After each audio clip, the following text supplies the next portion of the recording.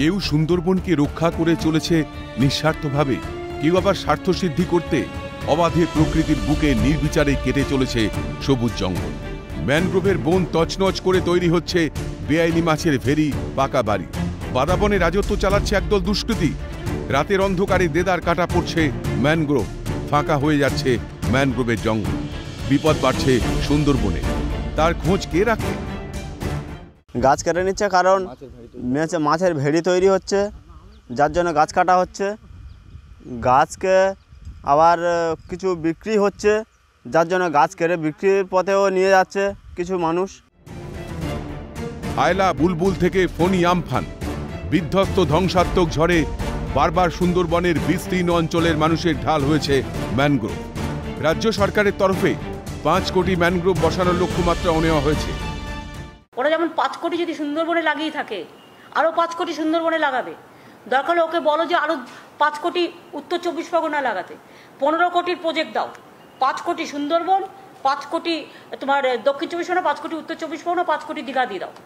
তাহলে তুমি দেখবে দীঘা, খেজুরি, নন্দীগ্রাম ওই জায়গাগুলোও বেঁচে যাবে। এবং এটা তো already experts committee already report দিয়েছে।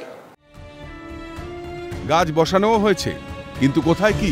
এক শ্রেণীর লোলুপে মানুষের থাবায় ধ্বংস হচ্ছে সুন্দরবনের টিকে থাকার আশ্রয় ম্যানগ্রোভ। অবাধে চলছে সবুজ রঙা জঙ্গল ধ্বংসের কাজ। মাটি থেকে উপড়ে ফেলা হচ্ছে পাড় ঘেঁষে বেড়ে ওঠা ম্যানগ্রোভ। কুলতলির গোপালগঞ্জের পিয়ালি নদীর ধারে একাধিক ম্যানগ্রোভ গাছ কাটার অভিযোগ। কিভাবে চলছে সবুজ নিধন? প্রশাসনের নজর কোথায়? এই ম্যানগ্রোভ না থাকলে ঢেউ এসে নদীর বাঁধ ভেঙে দেবে, আমাদের বসবাস করার অসুবিধে হবে। ফরেস্টার ডিপার্টমেন্ট থেকে এসে মাইক প্রচার করলো, পুলিশও এলো, তবু আজকে শুনছি গাছ কেটেছে এরা। পৃথিবীর সবথেকে বড় mangrove nursery Sundarikati eco conservation camp.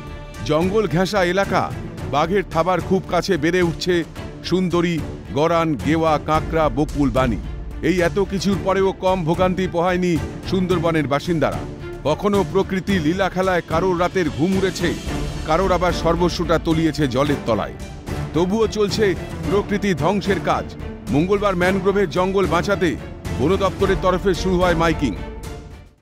ফরেস্টের পক্ষ থেকে বিশেষ ঘোষণা, গ্রামবাসী বৃন্দের জানানো যায় যে আপনারা কেউ ম্যানগ্রোভ গাছ কাটিবেন না, গাছের মধ্যে কেউ ভেড়ি বানাবেন না। গাছ কাটিলে ধরা পড়িলে জেল ও জরিমানা উভয়ে হতে পারে।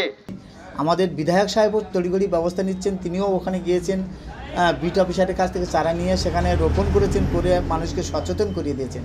আমরা এখনও সহযোগিতার হাত বাড়াচ্ছি যাতে করে আর ম্যানগ্রোভ ধ্বংস না হয়, সেজন্য আমরা তড়িঘড়ি ব্যবস্থা নিচ্ছি। কতটা ক্ষতি হচ্ছে প্রকৃতির তার আঁচ করতে পারছে না কেউ। প্রকৃতির কোলে সুন্দরবনকে বাঁচিয়ে রাখতে ম্যানগ্রোভ যে ঢাল, তার প্রমাণ মিলেছে বারবার। শুধু মাইকিং করলেই হবে? প্রশাসনিক ব্যবস্থার প্রয়োজন নেই? এখনো যদি চোখ না খোলে তবে আর কবে? তমাল সরকারের রিপোর্ট, ক্যালকাটা নিউজ।